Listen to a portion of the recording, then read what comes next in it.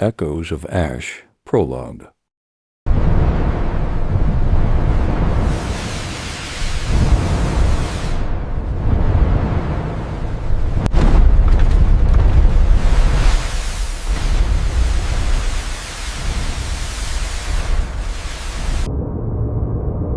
Deep beneath the tectonic plates of the North American shelf, where the GEO wells tapped into the planet's primal marrow, the machines were failing. These weren't the sleek digital interfaces of the sky dwellers. These were massive, tectonic-scale lungs forged from patented brass and dark metal, their gears grinding with a rhythmic, bone-shaking groan against the mounting heat of the core. Inside the central GEO control chamber, the air was thick with the scent of ozone, an overheated industrial lubricant. A technician, his face a mosaic of diverse heritage and sweat-streaked grime, watched as the analog dials, housed in frames of raw gold silk and aged wood, began to quiver. The Earth wasn't just providing anymore, it was resisting. "Seal 7 is venting," he rasped, his voice barely audible over the mechanical thunder. Then the world broke. The sound wasn't an explosion. It was a low-frequency thud, a subsonic hammer blow that bypassed the ears and vibrated directly into the human skeleton.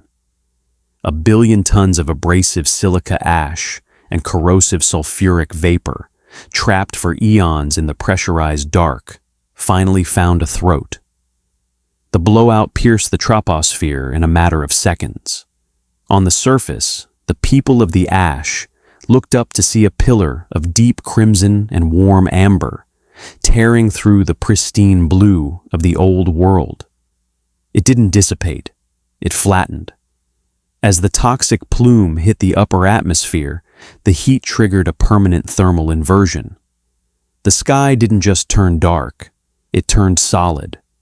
A lid of sulfuric acid rain and volcanic particulate clamped down over the continent, reflecting the sunlight back into the void. Within the hour, the gray silence was born.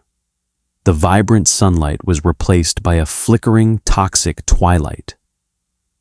High above the smog, the first of the obsidian spires began to rise, catching the last unobstructed rays of a sun the people below would never see again.